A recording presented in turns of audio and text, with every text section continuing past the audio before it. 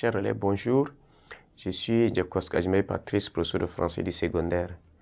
Heureux de nous retrouver aujourd'hui autour de ce cours lecture méthodique. On va essayer de voir. Vous savez, premièrement, on va voir d'abord l'attente initiale et première découverte et on va définir qu'est-ce qu'une lecture méthodique. Voilà ce qu'on va voir. Vous savez que l'étude des différents types de textes et des genres littéraires habitue donc le lecteur à repérer certains traits constants, à se poser certaines questions qui orientent la lecture et lui donnent son caractère méthodique.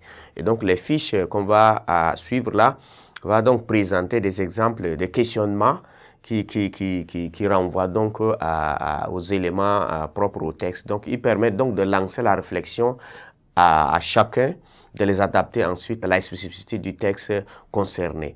Voilà, c'est ça. Et qu'est-ce qu'on entend par lecture méthodique? Vous savez, quand on parle de méthode, c'est-à-dire, c'est ce qui renvoie donc à la règle, ce qui est fait avec une précision, avec un certain nombre qui suit des principes. Et donc, la lecture méthodique est une lecture réfléchie. Vous voyez ça? C'est une lecture réfléchie. C'est une lecture réfléchie. Voilà ça. C'est une lecture réfléchie qui permet donc aux élèves, ou soit à tout lecteur, d'élucider, de confirmer, ou soit de corriger leur première réaction de lecteur. C'est-à-dire, quand vous lisez quelque chose, quelquefois vous pouvez avoir a priori un certain nombre de préjugés.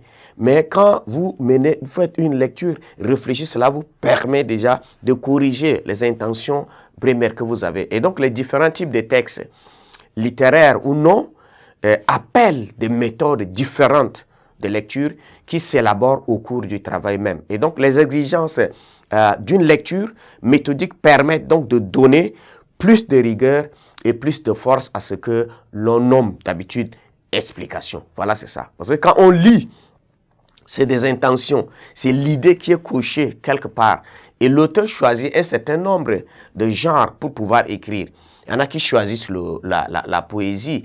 Et donc, quand tu lis les poèmes, c'est pas avec les mêmes méthodes. Parce qu'il y a avec des images. Donc voilà, il faut aussi une attitude vis-à-vis, ou soit une règle de lecture par rapport aussi à ce poème-là. Quand vous lisez, par exemple, une pièce de théâtre, voilà, c'est différent. Et quand on lit aussi quelque chose qui est en prose, c'est-à-dire le roman, c'est aussi autre. Donc voilà, c'est ça, c'est ce qui va nous permettre. Donc il y a des techniques qui nous permettent de pouvoir. Donc d'abord, il faut faire une observation systématique du texte. Et ce que la lecture méthodique refuse, c'est quoi? C'est-à-dire, il rejette ce qu'on appelle la paraphrase. La paraphrase. On essaye de ne pas faire de paraphrase. Et d'abord, on ne mime pas passivement le développement linéaire d'un texte. On ne mime pas. Hein? Elle n'attribue pas à l'auteur a priori une intention. Quelquefois, quand on lit, on a des jugements là a priori. Plus vite, on dit que voilà que c'est ça et ça ne peut pas être ça. C'est pourquoi vous savez, les gens font même des critiques. Ce que l'auteur écrit, il faut chercher d'abord à voir, par exemple, tout texte a deux structures. La structure de surface et la structure de profondeur. Et donc, il ne faut pas rester sur les mots seulement, parce que nous avons eu à étudier même les figures des styles. Donc, derrière des mots se cachent encore des sens plus profonds qu'il faut chercher à voir. Donc, du coup, il ne faut pas attribuer une intention à un auteur. Donc, lecture méthodique ne suppose pas aussi que le contenu et la forme puissent être dissociés. Parce que vous savez, il y a toujours une idée. Il y a toujours la substance qui est là et la forme accompagne. Donc, on ne dissocie pas le fond de la forme. Ils partent là ensemble. Donc, c'est à partir de la forme que tu peux bien comprendre le fond. Voilà, c'est ça.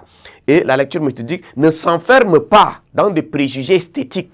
Voilà, c'est ça. Quelquefois, les préjugés esthétiques, c'est-à-dire ce qui est lié à la littérature. On voit ce qui est de la surface, comme vient de dire. C'est ça seulement qu'on comprend. Mais non, non, non. Il y a derrière ça, il faut voir. Et à la pointe, il y a le sens, la substance qui est là et qu'il faut chercher donc à pénétrer pour trouver le vrai sens du texte. Donc voilà ce qu'on entend par lecture méthodique. Donc c'est une lecture réfléchie où on le fait en se posant assez de questions, en nous interrogeant pour pouvoir savoir en réalité ce qu'on veut nous transmettre à travers le texte.